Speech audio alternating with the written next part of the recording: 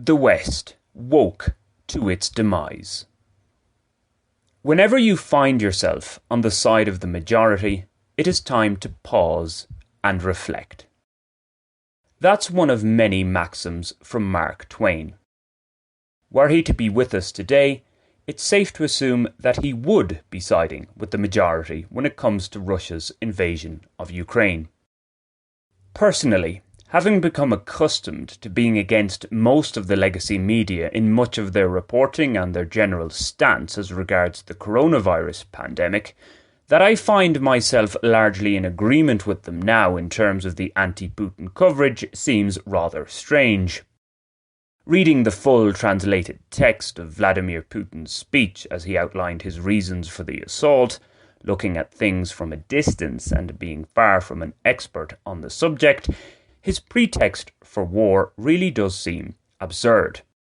For sure, as it is for most things in life and as history has repeatedly shown us, it's not a case of one side utterly evil, the other side without any fault whatsoever. However, while Putin speaks of neo-Nazis in Ukraine who would love nothing more than to see Russia obliterated, of which there perhaps are such types at some level, it has been his own Adolf Hitler-esque utterances and actions that lead one to the conclusion that he has lost it. Had this been a preemptive hit, one could understand it more so. Strike before being struck. Yet, from the perspective of facing an actual military invasion, Moscow's move was unprovoked. Of course, those defending Putin's actions say that a gradual squeeze has continuously been put on Russia from the West in various ways. The Kremlin's ability to push back has been getting weaker.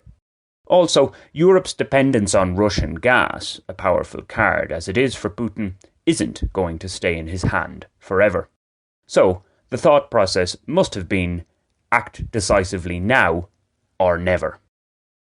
Decisively is the operative word here. Deranged and miscalculated as it may be, Putin has acted. He's not a ditherer. Okay, when one is a dictator of a relatively powerful state, one doesn't have to worry about following everyday rules and regulations, never mind international law. The West, on the other hand, with all the caveats in viewing it as one united bloc in mind, is often hindered by its own well-meaning but at times pernicious laws. What's more, whilst Western leaders are quick to talk up the virtues of their democracy, freedom and pluralism, they tend to suffer from long-sightedness. That is to say, they come out fighting, in word if not in deed, where they see such values under attack afar, but do little to address falling standards at home. Over the last few years, it's almost as if many in the West have felt the end of history actually has been reached. The agenda-setting comfortable classes and elite in high-income nations, rather than concern themselves with deadly issues such as actual war and vast inequality, have focused on what at best can be described as fringe issues. Read identity politics in its various forms here. Instead of being liberating forces, they've been putting up barriers where none had really existed. Seen in such a light, Putin's decision to invade Ukraine and his threat to those in the West who may dare to physically counterattack makes some sense. Politically, the West has been weakened on the altar of irrational wokeness. One could go as far as to say that many of the policies that leaders from Warsaw to Washington have been implementing of late go against the very values they claim to uphold.